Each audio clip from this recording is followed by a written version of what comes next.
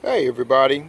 Well, today I'm going to be working on is doing some yard work, landscaping. As you can see here, this is our front yard, and over the years, our tree, this is a maple tree, the roots have literally just taken over up here, and it's killed all the grass, which you can see. So what I plan on doing is I'm going to be removing the plastic um, liner right there. Because like you can see, the roots have literally just lifted it up off the ground. I'm going to place topsoil over, covering up all the roots. I'm not sure exactly how many bags of topsoil that I'm going to use. I do have 10 bags, so I'm hoping that that'll work. The first thing I'm going to do though is I'm going to rake all of the dead stuff up first, and then I'm going to use, which I'll show you just a sec. I'm going to use this cultivator right here to kind of break up the soil and make it so that the dirt and the seed you'll be able to penetrate the ground. So these are basically so far the tools that I believe that I'm going to need. So I have two rakes here. I've got a metal one here, which is better for big leaves, just in case if I needed it.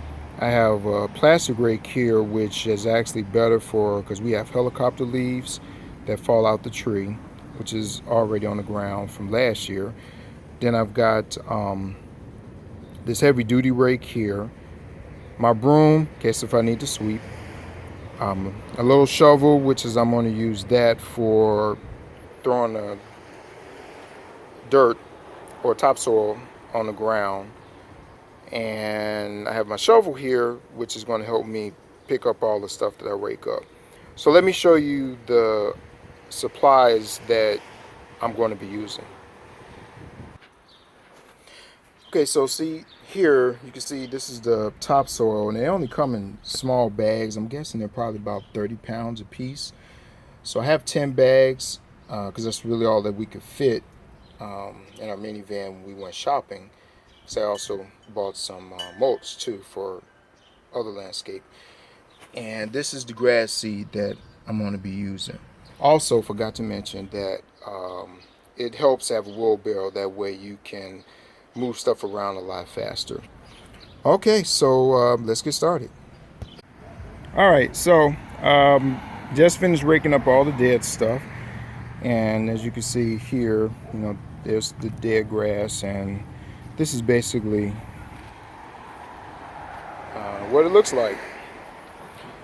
So some of you may be wondering how come we just didn't do sod, and the reason why is because it's kind of expensive. So I wanted to try this route first because I just feel that I'll be able to grow it if I do it right, if I actually stay on it as far as watering and everything. Okay, so the other thing is I noticed that the dirt, it's not totally dry, but I believe that if I water it a little bit, I'll be able to get down in there a lot better with the cultivator. So I'm going to do that.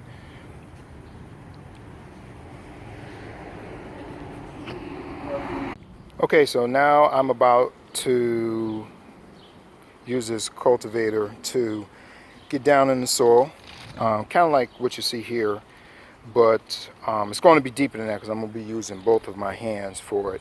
So I'm going to do actually the whole yard over here, and then I'm going to put some seed over here too. And as you see, I used our water sprinkler to kind of wet the grass and dirt a little bit. Okay, so once I'm done cultivating, I'll show you what it looks like. All right, so just finished up doing all of this right here, and the rotary cultivator actually worked really good. I would say it probably got down where the roots were not, probably an inch. maybe 1.5 inches. I'm about to go over it again with a rake to get up any loose grass that might have came up. But I will tell you this, if you have a big area that you need to do like this, you'd be better off renting something like that, because I've seen where they actually have motorized ones that are automatic. So all you do is push it like you would your lawnmower, because man, this is a lot of work. Took me maybe about 15 minutes to do this whole area here. So now what I'm about to do is I'm about to pour the dirt. This is 4 bags over here, and I'm going to spread it out. Okay, done putting all the dirt down. This is actually 10 bags of dirt. Now what I'm about to do now is I'm about to use our Scotch spreader to spread the grass seed. Just make sure that you follow the instructions on whatever seed that you're going to be putting down, so to make sure that you don't put too much or too little. Okay, alright, so I'm actually done putting down all the seed. As you may be able to tell in the video, the seed is actually blue. It may not be coming out so well, but yeah, it's blue. So I will take videos as I see the grass growing, just to show the progress of it, and then kind of give you an idea how long it actually took for it to grow. So yeah, so probably within, it says about 7 days, we'll start actually seeing it grow. So I'm hoping that this actually does grow, because I bought this grass seed last year and I didn't get a chance to put it down, so I did put it in the basement, and I'm hoping the bag wasn't open or anything, so I'm hoping that the grass seed is still good. Alright, well, I end up having to go on and put some peat moss down, and this is the branding I'm using for the to cover the grass seed up, because this morning the birds were out, which I knew that they would eat the grass seed, but it was quite a bit of them. And then the other thing is that the seeds were kind of moving out of place when it rained. So this way they'll cover them up, the seeds won't move, the birds won't eat them, and it'll also hold moisture, so I won't have to water the grass so much. So this is all of the peat moss that was in the bag there. So I've put all the peat moss down over the whole yard, as you can see. And the tip that I'll give to you about when putting this down, first make sure that you just put a thin layer. As you can see, you know, I covered the whole yard with the peat moss that I put the seed down.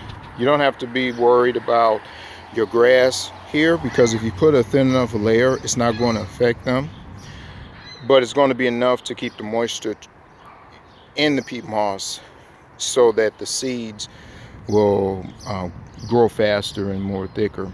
And then the other thing is make sure that you water after you apply it. You know, you don't have to water it a lot, just enough to make it whereas it won't blow around, let's say if you have a windy day. And you can apply this by hand, which is what I did. And it took me maybe about an hour and 30 minutes or so. And you don't have to necessarily bend over either, unless it's a windy day. So I'm going to go ahead and water this now, water it every day. And the next time the video I'll be showing you is the grass hopefully growing. So after 17 days, the grass actually is coming up. It actually started coming up around 7 to 10 days, but I wasn't able to come out and shoot a video because of the weather. So hopefully you can see it. So right here is probably because of the light right now, so it's not even light, so it's kind of a little shaded. So this is the part that was the worst, and as you can see, the grass is coming up, you know, pretty good.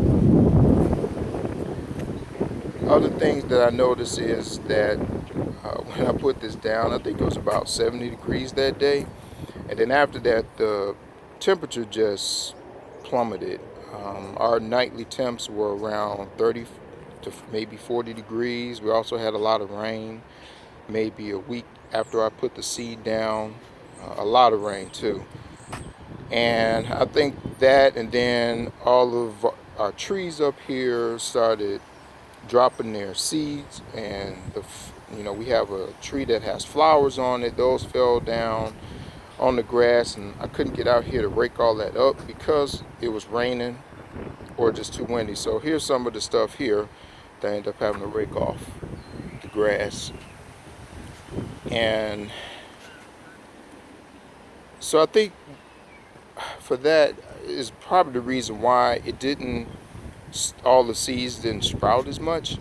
Because even if you look over here, I put seed down, and really a lot didn't come down. And all those little white things there, those are the flowers from off of the tree. And like today, it's only 45, and it's like really windy, but I had to get out here so I could cut the grass and rake all this stuff up. So the Scott seed actually works really well. Just plant it to where you have really good weather, so that you have a better chance of the seeds being able to grow. So all in all, I'll probably be reseeding again.